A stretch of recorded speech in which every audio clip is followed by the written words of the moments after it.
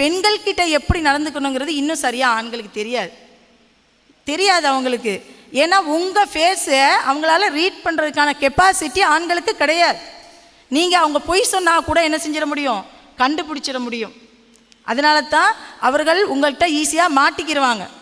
ஆனால் பெண்கள் பொய் சொன்னால் கூட என்ன செய்ய முடியாது, ஆண்களால் கண்டுபிடிக்கவே முடியாது. அதே மாதிரி அதனால தான் அன்பை அவர்களால் வெளிப்படுத்த தெரியாது. ஒரு 10 செகண்டுக்குள்ளே 6 ஃபேஸ் எக்ஸ்பிரஷன்ஸ் பெண்களால் கொடுக்க முடியும். ஆண்கள் உள்ள என்ன உணர்வு இருந்தாலும் எப்போவும் ஒரே மாதிரியான ஃபேஸ் எக்ஸ்பிரஷன் தான் இருக்குமா. 6 ஃபேஸ் எக்ஸ்பிரஷன் 10 செகண்ட்குள்ளே பெண்களால் சிரிப்பீங்க, அழுவீங்க, கோபப்படுவீங்க, புருவத்தை உயர்த்துவீங்க, இப்படி எல்லாத்தையும் இப்போ நான் பார்க்குறேன். இங்கே அவ்வளோ எக்ஸ்பிரஷன்ஸ் நான் பார்க்க முடியுது. ஆனால் ஆண்கள் ஒரே மாதிரியான எக்ஸ்பிரஷன் மட்டும்தான் என்ன செய்வாங்க, கொடுப்பாங்க. இதை பார்த்து என்ன இந்த ஆளுக்கு ஒரு உணர்ச்சியுமே இல்லாமல் இருக்கார் நீங்கள் எடை போட்டுறாங்க. எல்லாமே அவங்களுடைய மூளைக்குள்ளே இருக்கும். ஸோ அன்பை வெளிப்படுத்த தெரியவில்லை என்று பெண்கள் சொல்லக்கூடிய குற்றச்சாட்டு, அன்பை வெளிக்காட்ட மாட்டார், அவர்களுக்கு கிடையாது. அன்பை வெளிப்படுத்தக்கூடிய இல்லா மாஷா அல்லா நிறைய பேருக்கு அன்பு, ஆனால் உள்ளக்குள்ளே அன்பு இருக்கும். அது எப்போ வெளிப்படு தெரியுமா, உங்களுடைய பேறுகாலத்துக்கு நீங்கள் செல்லும் பொழுது அந்த வார்டுக்கு முன்னால் இங்கும் அங்கும் உழவி கொண்டிருக்கிறார்களே எல்லாரும் குடும்பத்தினர் ஒட்டுமொத்தமாக எந்த பிள்ளை பிறக்க போகிறது, குழந்தை ஆரோக்கியமாக பிறக்கிறதா என்று எண்ணி பார்த்து கொண்டிருக்கக்கூடிய நேரத்திலே என் மனைவி சுகமாக வெளிவருவாளா என்று எதிர்பார்த்து கொண்டிருக்கிறார்களே ஆண்கள், அங்குதான் அவர்கள் அன்பை வெளிப்படுத்துவார்கள். உங்களுக்காக அவர்கள் வெளிநாடுகளிலே வெயிலிலும் மழையிலும் அவர்கள் தோய்ந்து மூட்டை சுமந்தாவது அவர்கள் சம்பாதித்து கொண்டு பிறகு கடன் வாங்கியாவது உங்களுக்கு என்ன செய்கிறாங்க, பொருட்களை வாங்கிவிட்டு குதிரை மேய்க்கக்கூடிய தொழிலை மறைத்துவிட்டு நான் குதிரைகளை வைத்திருக்கின்றேன், நான் முதலாளி என்று உங்களிடத்திலே சொல்லுகிறார்களே, அங்குதான் அவர்களுடைய அன்பு வெளிப்படுகிறது. ஆக வார்த்தைகளால் அன்பை வெளிப்படுத்த மாட்டார்கள், செயல்களால் வெளிப்படுத்துவார்கள். அந்த செயல்களையும் உங்களிடத்திலிருந்து மறைத்து விடுவார்கள். இதுதான் 2 பேருக்குமான வித்தியாசம். பெண்கள் மூளையில் 2 பகுதி என்ன செய்கிறோமா, பயன்படுத்துகிறோமா. இந்த 2 பாதிக்கில் ஒரு நல்ல ஒரு 10% தடிமனான ஒரு கார்டு இங்கேயுமா ஒரு நரம்பு ஜாயிண்ட் ஆகிருக்குதுன்னு சொல்கிறாங்க. ஆனால் ஆண்கள் எப்போதுமே ஒரு பக்கத்தை தான் என்ன செய்வாங்க, பயன்படுத்துவாங்க. இதனால் ஆண்கள் பொறுத்தவரை they are single tasking personality, பெண்கள் மல்டி டாஸ்கிங் பர்சனாலிட்டி. இதுதான் ரொம்ப முக்கியமான ஹைலைட்டான விஷயம். அவர்களால் ஒரு நேரத்தில் ஒரு விஷயத்தை மட்டும்தான் செய்ய முடியும். ஃபோன் பேசினாங்கன்னா ஃபோன் மட்டும்தான் பேச முடியும். அவர்களால் டிவி பார்த்துட்டு இருந்தேன்னா ஒரு ஃபோன் வந்துச்சுன்னா டிவியை அணைச்சிட்டு தான் ஃபோன் பேச முடியும். செய்தித்தாளும் பார்த்துட்டு ஃபோனும் பேச முடியாது. ஆனால் நீங்கள் இருக்கீங்களே சுபஹானல்லாஹ், காலையில் பிள்ளைகளை ஸ்கூலுக்கு அனுப்பும்போது 10 கை இருந்தால் எப்படி பரபரன்னு வேலை செய்வோமோ, நீங்கள் அந்த மாதிரி அம்மாக்கிட்டேருந்து வர ஃபோன் காலுக்கு பதில் சொல்வீங்க, ஹஸ்பண்ட் கூப்பிட்றதுக்கு பதில் சொல்வீங்க, பாத்ரூம்லேருந்து பிள்ளை கூப்பிட்றதுக்கு பதில் சொல்வீங்க, யூடியூப்பை பார்த்து சமையலுக்கும் பதில் சொல்வீங்க, வர்ற பால்காரனுக்கு பதில் சொல்வீங்க. இப்படி பல நேரங்களில் பல வேலைகளை ஒரே நேரத்தில் செய்யக்கூடிய அந்த திறமையை அல்லாஹ் சுப்ஹானஹு வ தஆலா பெண்களுக்கு தந்திருக்கிறான். அதனால் இப்போ இன்றைக்கி நிறைய பேர்கிட்ட இருக்கக்கூடிய குற்றச்சாட்டு என்னென்னா, ஃபோன் பேசிகிட்டே இருக்காங்க, ஃபோன் பார்த்துட்டு இருக்காங்க. நான் போய் ஏதாவது பேசுகிறேன், நம்ம வீட்டு விஷயத்தெல்லாம் வேலையெல்லாம் முடிச்சுட்டு நைட்டு போய் பேசுகிறேன்னா கவனிக்க மாட்டேங்கிறாங்க, கவனிக்க முடியாது. ஏன்னா அவர்களுக்கு இருக்கிறது சிங்கிள் டாஸ்க் பர்சனாலிட்டி, அவங்களால கவனிக்க முடியாது. இன்பில்ட்டே அல்லாஹ் அப்படி தான் வச்சுருக்கிறான். சரி, இந்த கூட்டத்தில் அந்த சகோதரி இருப்பா, இன்பில்ட்டே அப்படி தான் சொன்னோடனே ஓடி என்கிட்ட சொன்னா, ராத்தா நான் இதுதான் என் வாழ்க்கையில் பிரச்சனையாக இருந்துச்சு, மன உளைச்சலாக இருந்துச்சு, எப்போ இன்பில்ட்டே அப்படி தான் நீங்கள் சொல்லிட்டீங்களோ அப்போது நான் இதை இனிமேல் ஈஸியாக விட்டுருவேன். ஏன்னா இது அவங்களுடைய இயல்பு. அப்போ அந்த இயல்போடு நீங்கள் என்ன செய்ய வேண்டும், வாழ பழகிக்கொள்ள வேண்டும். அதுதான் single task multi tasking personality. அதே போல் சின்ன சின்ன விஷயங்கள்லாம் டீட்டெயிலாக ஆண்களால் என்ன செஞ்சுக்கிற முடியாது, புரிந்து கொள்ள முடியாது. அதே போல் இந்த மாதிரி இந்த லிசனிங் பவர் பற்றி நம்ம பேசிட்டோம். அடுத்தவர் பேசுகிறத கவனிக்கும் போது அந்த ஃபேஸ் எக்ஸ்ப்ரெஷன்ஸ் எப்படி வரும் அப்படிங்கிறதெல்லாம் நம்ம பேசிட்டோம். அடுத்து கம்யூனிகேஷன், பெண்களுடைய கம்யூனிகேஷன் லெவல் இருக்குது பார்த்தீங்களா. அவங்க பேசுகிறத பெண்கள் தாங்க மற்றவங்ககிட்ட பேசுகிறத ஆண்கள் இது ஆண்களுக்கான ஒரு செய்தி. உங்ககிட்ட அவங்க பேசுகிறாங்கன்னா நொய் நொய் நொயின்னு பேசுகிறாங்க, தயவு செய்து நினைக்காதீங்க. அவங்க அதை எப்படி பார்க்குறாங்கன்னா, அந்த கம்யூனிகேஷனை ஒரு அன்பினுடைய அடையாளமாக பார்க்கிறார்கள். அவர்களிடத்த நீங்கள் திருப்பி பேசும் பொழுது அதை ஒரு அன்பின் அடையாளமாக பார்க்குறாங்க. அதனால தான் ஃபோன் பேசுகிறாங்கன்னா அவர்கள் மினிமம் பேசக்கூடிய டைம் ஒரு 18 நிமிஷம்ன்றாங்க, ஆண்கள் பேசக்கூடிய டைம் மினிமம் 3 நிமிஷமா அப்படின்னு சொல்கிறாங்க. அப்போ இந்த கம்யூனிகேஷன் ஒரு பாண்டிங்காக இந்த அடுத்தவங்களோட பேசுகிறத பெண்கள் நினைக்கிறார்கள். அதே போல் நீங்கள் அப்படி அவர்கள் மேலே கோவப்பட்டீங்கன்னு சொன்னால் அவங்க செய்யக்கூடிய ஒரு விஷயம் உங்களோட பேசாமல் போயிடுவாங்க. பேசாமல் போயிடுறது நிம்மதின்னு நினைக்காதீங்க, இட்ஸ் அ பனிஷ்மெண்ட். அவர்கள் பேசாமல் போது மௌனத்தின் மூலமாக அவர்கள் உங்களுக்கு கொடுக்கக்கூடிய ஒரு தண்டனையாகத்தான் அது கண்டிப்பாக இருக்கும் என்று நான் சொல்லலை, உளவியலாளர்கள் சொல்கிறாங்க. அடுத்து முக்கியமான விஷயம், ஆண்களுடைய அந்த பார்வை 90 டிகிரி விஷன், பெண்களுடைய பார்வை 180 டிகிரி விஷன். அதாவது 90 டிகிரி விஷன்னா தொலைநோக்கு பார்வை அவரிடத்துல இருக்கும். ஒரு விஷயம் செய்யலாமா கூடாதா கரெக்டாக இருக்குமா அப்படின்னு துல்லியமாக திட்டமிடக்கூடிய தன்மை அவரிடத்துல இருக்கும். ஆனால் பெண்கள் 180 டிகிரி விஷன்னா நாலா பக்கமும் அவர்கள் எல்லாத்தையும் அப்சர்வ் பண்ணுவாங்க. அதனால தான் அவங்க தொலைச்ச key, car key, bike key, அவங்க தொப்பி, கண்ணிலையே போட்டுட்டு தேடுற கண்ணாடி, இதெல்லாம் தேடி எடுத்து கொடுக்குறது யார்? சில நேரத்தில் நம்மளே கேட்போம், நீங்கள் தொலைச்சிட்டு எங்கிட்ட நான் தேடுறேன், எங்கள் வீட்டில் அடிக்கடி நடக்கும், நான் தேடுறேன் நீ சும்மா இருக்கிறியேம்பாங்க. இல்லை, அது நம்மளால தான் முடியுங்கிறது தான் அவங்களுடைய எதிர்பார்ப்பு. ஸோ நம்ம தான் அதை என்ன செய்கிறோம், செஞ்சு கொடுக்கணும். அதே போல் ஆண்களுக்கு ஒரு ப்ராப்ளம் ஏற்பட்டுச்சுன்னு சொன்னால் நீங்கள் போய் என்னன்னு கேட்காதீங்க, அவங்களே தான் அதை சால்வ் பண்ணணும்னு நினைப்பாங்க. உள்ளுக்குள்ளேயே அதுக்குள்ளே போய் அவங்க உங்ககிட்டையும் சொல்ல மாட்டாங்க, ரிலேட்டிவ்ஸ்கிட்ட சொல்ல மாட்டாங்க, பெற்ற தாய் தகப்பற்ற சொல்ல மாட்டாங்க, ஃப்ரெண்ட்ஸ் கிட்ட கூட சொல்ல மாட்டாங்க. உங்களுடைய அனுபவத்தில் யோசிச்சு பாருங்க இருக்கும். ஆனால் நீங்கள் காண்றவங்ககிட்டலாம் சொல்லணும் உங்கள் ப்ராப்ளத்தை. எல்லார்ட்டையும் சொன்னால் தான் உங்களுக்கு எக்ஸாஸ்ட் ஆகும், அது அப்போ தான் உங்களுக்கு ஒரு நிம்மதி கிடைக்கும். இது பெண்களுடைய இயல்பு, எல்லாருக்கிட்டையும் போய் சொல்கிறது. அடுத்ததாக குடும்பத்தில் ஒரு பிரச்சனைன்னா ஆண்களால் வேலையில் கவனம் செலுத்த முடியாது. வேலையில் காலையில் டாக்டர் சொன்னாங்க, வேலைக்கு போயிட்டு அமைதியாக முகம் ஒரு மாதிரி இருந்தால் வீட்டில் என்ன பிரச்சனையான்னு கேட்பாங்க. ஆனால் வேலையில் ஒரு பிரச்சனை என்றால் குடும்பத்தில் கவனம் செலுத்த முடியாது. ரெண்டுக்கு வித்தியாசம் புரியுதா? இது பெண்களுடைய இயல்பு. வேலையில் ஒரு பிரச்சனைன்னா குடும்பத்தில் என்ன செய்ய முடியாது, கவனம் செலுத்த முடியாது. அடுத்து பெண்களுடைய இயல்பு திருப்ப திருப்ப திருப்ப நச்சரிக்கிறது. இதை நீங்கள் கைவிடணும். இதெல்லாம் படித்த பிறகு நானுமே கொஞ்சம் அதெல்லாம் விட்டுட்டேன். நச்சரிக்கிறது அது பிடிக்காது ஆண்களுக்கு. திருப்பி திருப்பி கேட்குறது ஒரு விஷயத்தை அவன் சரி செய்கிறேன் அப்படின்னா நாம் செய்வாங்க அப்படின்னு பொறுமையோடு இருக்கணும். அந்த பேசுகிறது பெண்களுடைய இயல்புங்கிறதுனால, ஆனால் பேசுகிறது பெண்களுடைய இயல்பு. ஒரு 60,000 சிந்தனைகள் ஒவ்வொருத்தண்ட மூளையிலையும் சுற்றிக்கிட்டே இருக்கும். அது வார்த்தைகளாக வெளிப்படணும். அப்படி வெளிப்படவில்லை என்றால் அது ஸ்ட்ரெஸ்ஸில் கொண்டு போய் என்ன செஞ்சிடும், விட்டுரும். அதனால் அவர்களை நீங்கள் பேச விடணும். அடுத்து பெண்களை பொறுத்தவரை ஒரு மூட் ஸ்விங் அப்படின்ற ஒன்று உண்டு. மூட் ஸ்விங் மெனோஃபாஸில், போஸ்ட் டெலிவரிக்கு அப்புறம் இந்த ஹைலுடைய டைமில் இந்த மூட் ஸ்விங்கெல்லாம் நிறைய ஆண்கள் தெரியவே தெரியாது, இந்த டேர்ம்லாம் தெரியாது. டாக்டர் சொல்கிறாங்க பெண்களுக்கு இது இருக்குன்னு நமக்கே கூட தெரியாது. ஆனால் அந்த நேரத்தில் ஏதோ தேவையில்லாமல் கோவம் வரும். எதுக்கு கோவப்படுறோன்னு தெரியாது, ஏதோ ஒரு விஷயம் மனசை அழுத்திக்கிட்டே இருக்கும். இது பெண்களுக்கான இயல்பு என்று இன்றைக்கி மருத்துவர்கள் அவ்வளோ பேர் சொல்கிறாங்க. அப்போ ஆண்கள் அந்த இடத்துல புரிஞ்சிக்கணும். இப்போ நிறைய சின்ன சின்ன விஷயங்களை சொல்கிறாங்க நிறைய சைக்கியாட்ரிஸ்ட் டாக்டர்ஸ்லாம். இந்த மூட் ஸ்விங் வரும் பொழுது இந்த பெண் இரத்தமும் சதையும் உணர்வும் உணர்ச்சியும் இருக்கக்கூடிய ஒரு மனுஷி தான், நீங்கள் இட்ட கட்டளைகளை செய்து முடிக்கக்கூடிய ரோபோ அல்ல அப்படிங்கிறத இந்த ஆண்கள் உணர்ந்து கொள்ள வேண்டும். அதே நேரத்தில் நீங்கள் தேய்த்தவுடன் உடனே நிற்கக்கூடிய அலாவுதீனுடைய அற்புத விளக்கும் அல்ல. எத்தனையோ வீட்டில் நடக்கும், கிச்சனில் பால் கொதிச்சிட்டு இருக்கும், இங்கே வாண்டா ஓடி வந்துடணும், அந்த மாதிரி. அப்போ இதெல்லாம் நீங்கள் கொஞ்சம் சரி பண்ணிக்கணும். அதே மாதிரி 2 பேரும் லவ்வபிள் தான், 2 பேருமே அன்பானவர்கள் தான். ஆனால் இந்த அன்பை எப்படி வெளிப்படுத்துறதுங்கிறது தெரியல. ஸோ வெளிப்படுத்துறதுங்கிறது எனக்கு பிடிச்ச வழியில் நான் என் அன்பை வெளிப்படுத்த முடியாது. அவங்களுக்கு என்ன வழி, ஆண்களுக்கு என்ன வழி பிடிக்குமோ, என்னுடைய கணவருக்கு என்ன மாதிரி பிடிக்குமோ அதுதான் நான் வெளிப்படுத்தணும். அவர் ஆப்பிள் கேட்குற நேரத்தில் போய் நான் ஆரஞ்சு கொடுக்க முடியாது. அதே மாதிரி அவர் மனைவிக்கு என்ன பிடிக்குமோ, எனக்கு என்ன சாரீ பிடிக்குமோ அதை தான் அவர் வாங்கி தரணும். எனக்கு நல்ல ஒரு திக்கான சாரீ, இந்த முரட்டு சாரீ, குத்துற சாரீலாம் பிடிக்காதுன்னா அதை வாங்கி தந்துட்டு நீ விடுன்னு சொன்னால் எப்படி நான் கொடுக்குறது? அப்போ இந்த லவ்வில் இதை உணரணும் அவங்க. அதை காலத்துக்கு குத்தி காட்டிகிட்டு இருப்பாங்க அந்த சாரீ நம்ம உடுத்தலைன்னா. ஆமாம் நான் வாங்கி தந்ததெல்லாம் நீங்கள் பெட்டர் நீங்கள் காசை கொடுத்து உனக்கு பிடிச்சதை வாங்கிக்கன்னு சொல்கிறது. ஸோ இதெல்லாம் நீங்கள் ஒரு மைனூட்டான விஷயங்கள் தான், ஆனால் வாழ்க்கையை ரொம்ப அழகாக க்யூட்டாக கொண்டு போகக்கூடிய விஷயங்கள் இதெல்லாம். அதே மாதிரி ஆண்களுடைய உலகங்கிறது தனி. அந்த உலகத்தை புரிந்து கொண்ட மனைவி இருந்தால் அந்த உலகமே ரொம்ப அழகாக இருக்கும். அச்சீவிங் கோல்ஸ் அவங்களுடைய உலகம்.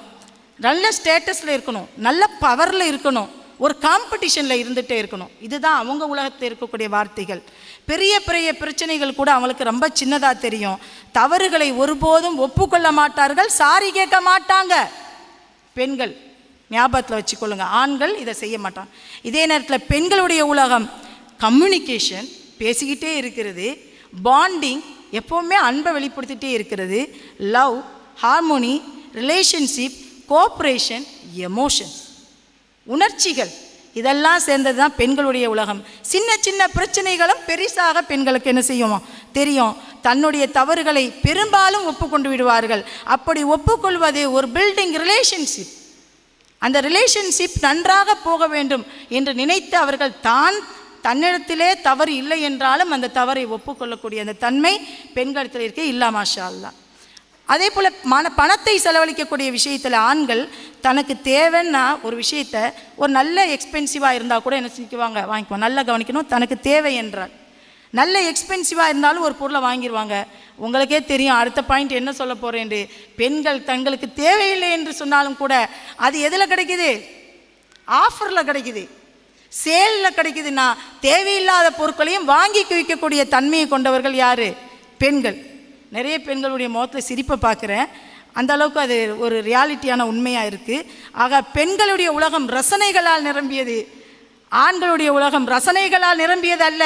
நீங்கள் புது புது ட்ரெஸ்ஸை போட்டுட்டு அவங்க முன்னாடி நின்றாலும் ஒன்றுமே ரியாக்ஷன் இருக்காது. நீங்கள் 4 பேர்கிட்ட கேட்டு நல்ல ரெசிபி பார்த்து செஞ்சு வச்சாலும் அதை ரசம் நினச்சி தான் ஊற்றி என்ன செய்வாங்க, சாப்பிட்டுட்டு போவாங்க.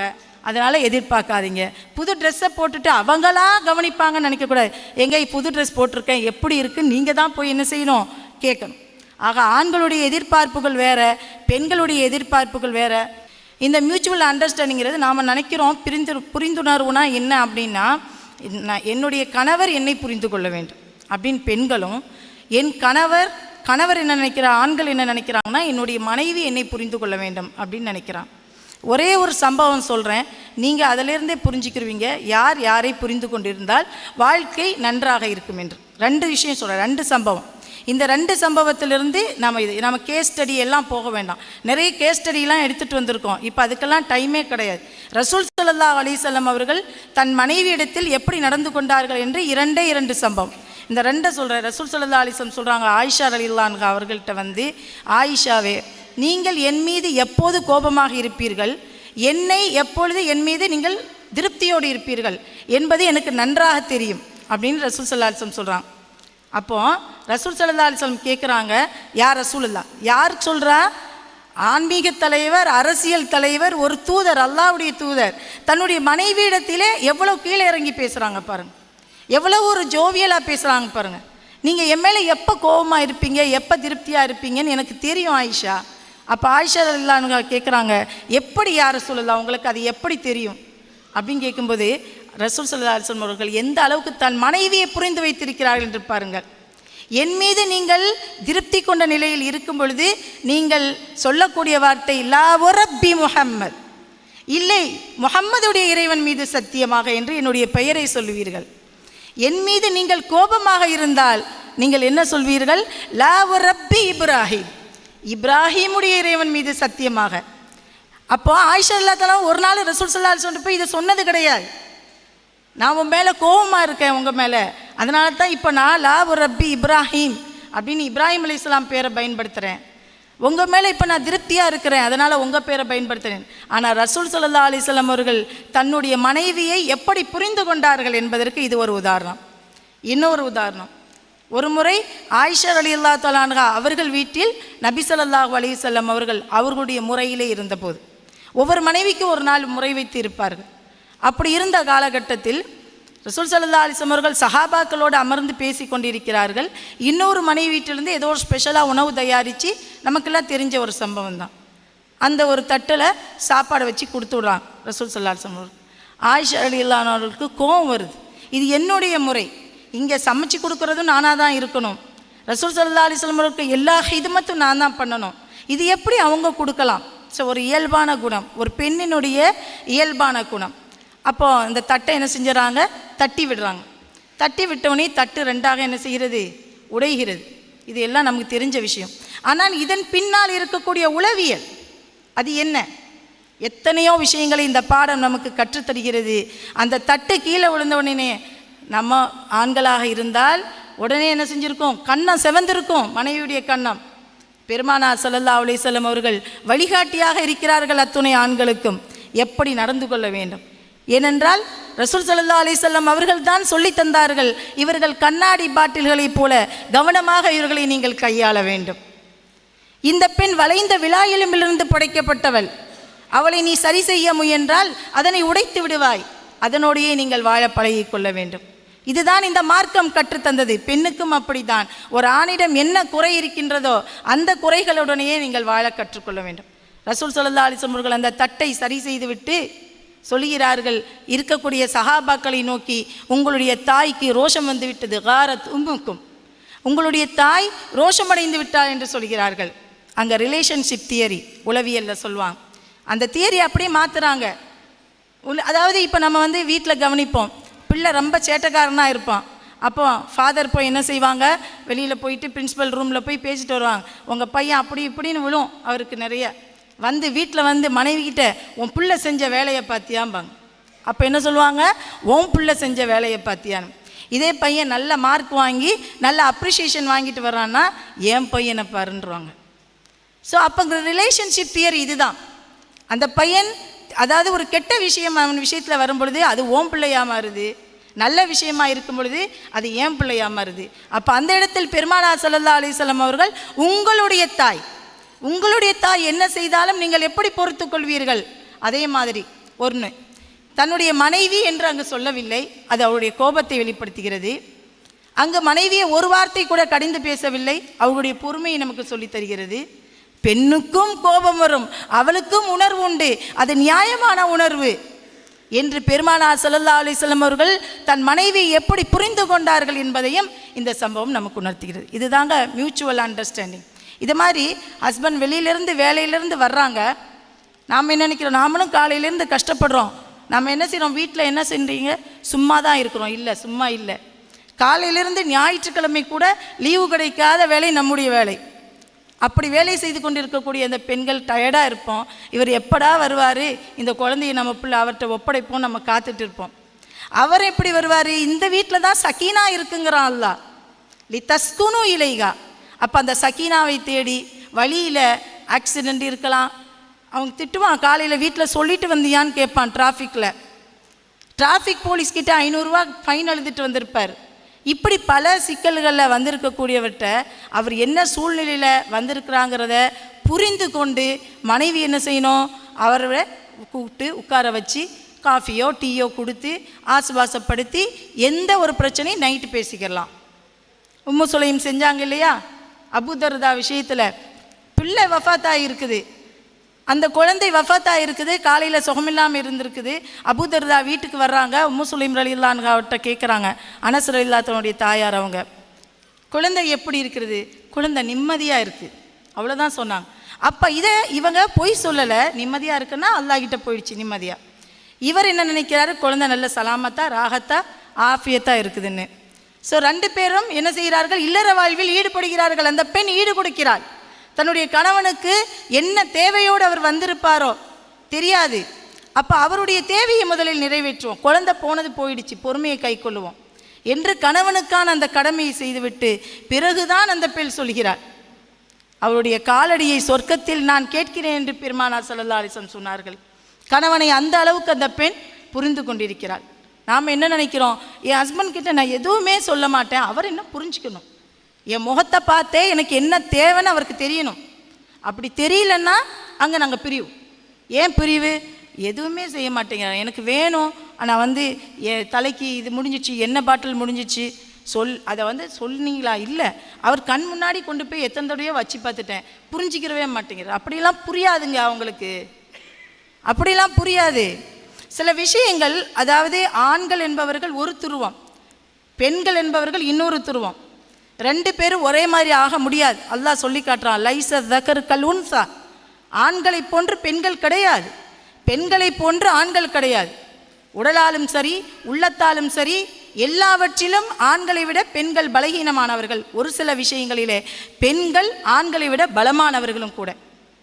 இப்போ குழந்தை பெறாங்க, அந்த குழந்தை பெறக்கூடிய அந்த வலி இருக்குது பார்த்தீங்களா, இந்த வலி சக்ராத்துடைய வலியை விட மிக பல மடங்கு அதிகமானது என்று மருத்துவர்கள் சொல்கிறார்கள், மருத்துவ உலகம் சொல்கிறது. இந்த வலியை ஆண்களால் பெற முடியுமா? அதாவது அதை அவங்களால பொறுத்து கொள்ள முடியுமானா நிச்சயமாக முடியாது. ஒரு தலைவலி காய்ச்சல் வந்தால் பொறுக்க முடியுதாங்க? பொறுக்க முடியுதா? நீங்கள் இருப்பீங்க தலைவலி காய்ச்சல் வந்தால் கிச்சனில் போய் ஒர்க் பண்ணிட்டு வந்துடுவோம், வந்துட்டு நம்ம ரெஸ்ட் எடுப்போம், வேலை பார்த்து ரெஸ்ட் எடுப்போம். இவங்களால முடியாது. ஒரு குழந்தை இருக்குது, குழந்தை நைட்டு ஒரு சின்ன சத்தம் போட்டால் கூட எழுந்திருக்கக்கூடிய அந்த தன்மை, அந்த லிசனிங் பவரை அல்லாஹ் பெண்களுக்கு தந்திருக்கான், ஆண்களால் முடியாது. குழந்தைக்கு டயப்பர் மாற்ற சொல்லுங்கள், மாற்ற தெரியாது. 1 மணி நேரம் நான் இப்படி பயான் போயிட்டு வரேன், குழந்தைய பார்த்துக்கங்கன்னு சொல்லுங்கள். 1 மணி நேரம் கழித்து வீட்டுக்கு போனால் அப்பாடா அந்தாப்பா பிடிப்பா என்னால் முடியவே இல்லைன்றுவாங்க. அப்போ அந்த கெப்பாசிட்டி ஆண்களுக்கு அல்லாஹ் கொடுக்கல. யாருக்கு கொடுத்துருக்குறான்? பெண்களுக்கு தான் அல்லாஹ் தந்திருக்கிறான் அந்த சாக்ரிஃபைஸ், தியாக உணர்வை. அதே நேரத்தில் வெளியூர்களுக்கு போய், வெளிநாடுகளுக்கு போய் மழையிலையும் வெயிலையும் ஒருவேளை சாப்பாடை திறந்து உழைக்கக்கூடிய அந்த மன வலிமையும் உடல் வலிமையும் அல்லாஹ் யாருக்கு தந்திருக்கின்றான்? ஆண்களுக்கு தந்திருக்கிறான். அப்போ ஒரு வகையில் அல்லாஹ் அவர்களை உயர்த்தி வைத்திருக்கிறான், இன்னொரு வகையில் பெண்களை அல்லாஹ் உயர்த்தி வைத்திருக்கிறான். அதாவது யாருக்கு என்ன விஷயம் முடியுமோ இதனை இவன் கண் இவன் முடிப்பான் என்றாய்ந்து அதனை அவன் கண் விடல் என்று ஒரு குறள் உண்டு. இந்த விஷயத்தை இவர்களால் தான் சரியாக செய்ய முடியும் என்பதை தெரிந்துதான் அல்லாஹ் அவரவர்களுக்கான வேலையை அவர்களுக்கு தந்திருக்கிறான். இந்த இடத்துல நான் குழந்தையை பார்க்க முடியாது, நான் குடும்பத்தை பார்க்க முடியாது அப்படிங்கிற இந்த சம உரிமை, பெண்ணுரிமை பேச்சுக்கள் எல்லாம் இன்றைய இருக்கக்கூடிய இளைய தலைமுறை இடத்துல அதிகமாகி கொண்டிருக்கின்றது. இளைஞர்களே மிக தவறான ஒரு விஷயம்.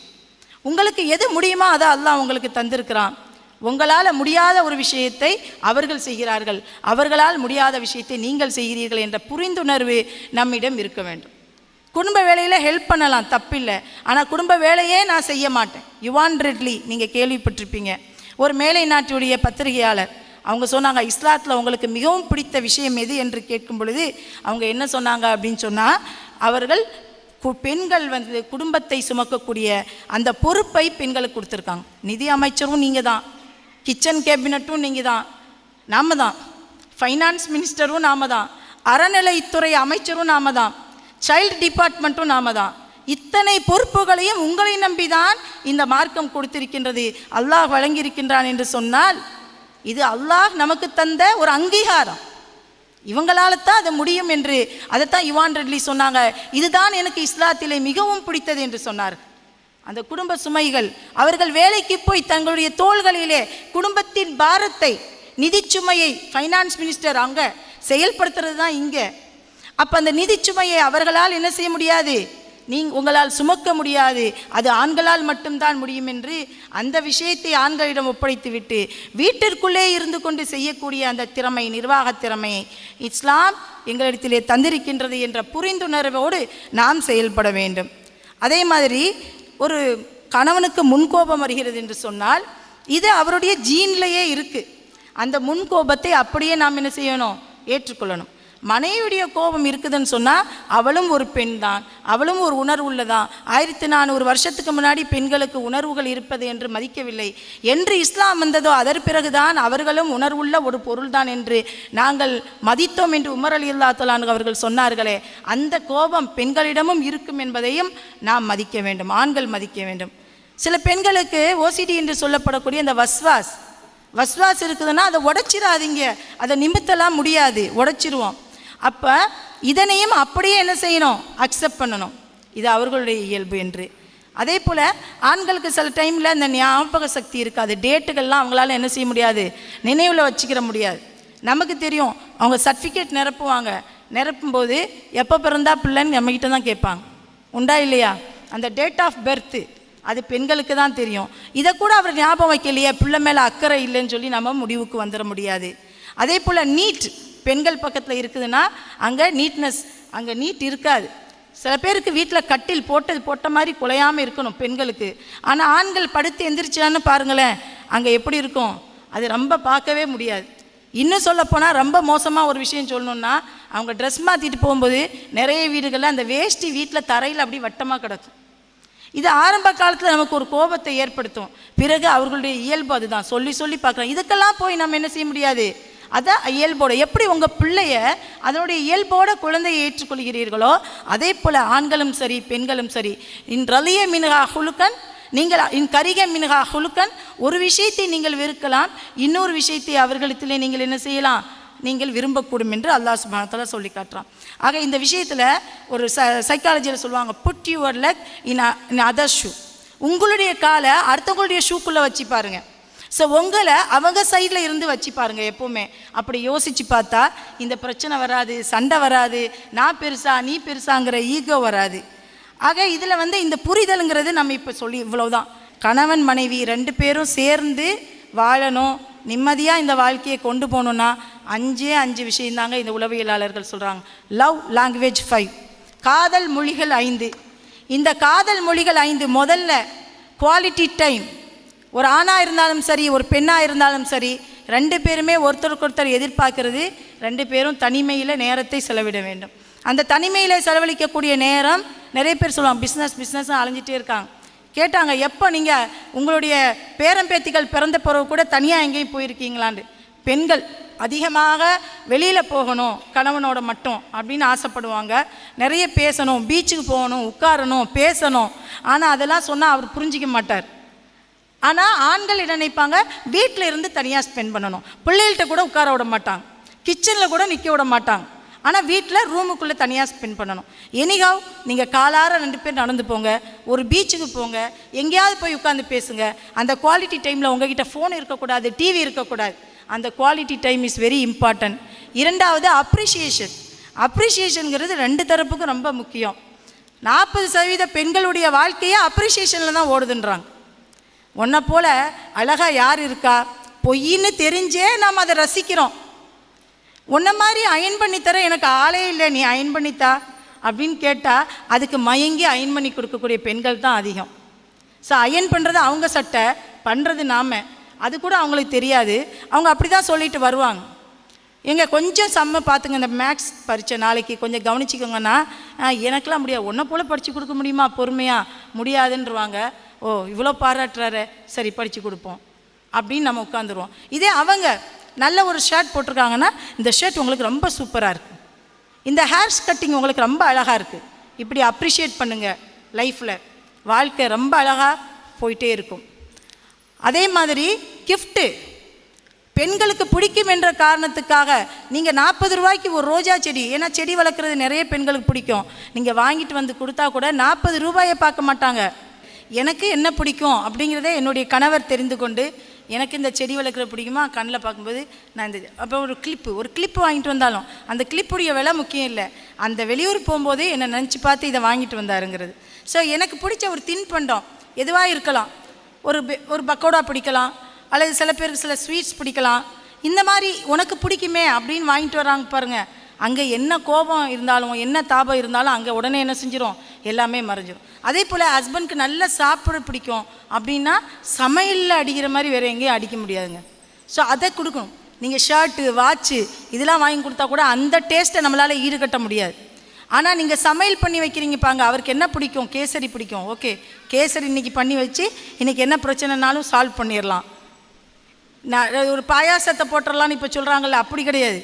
ஒரு நல்ல அவருக்கு பிடிச்ச ஒரு ஸ்வீட்டு அந்த மாதிரி செஞ்சு வச்சுக்கலாம். நான் இது ஒரு சும்மா உதாரணத்துக்கு சொல்கிறேங்க, நான் ஹிண்ட் கொடுக்குறேன்னு நினச்சிக்கிறேன் வேணாம் யாரும், சரிங்களா?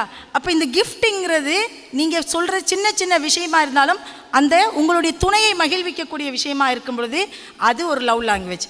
அடுத்ததாக ஹெல்ப்பிங். இது மோஸ்ட்டாக 2 பேருக்குமே இந்த ஹெல்ப்பிங் தேவை.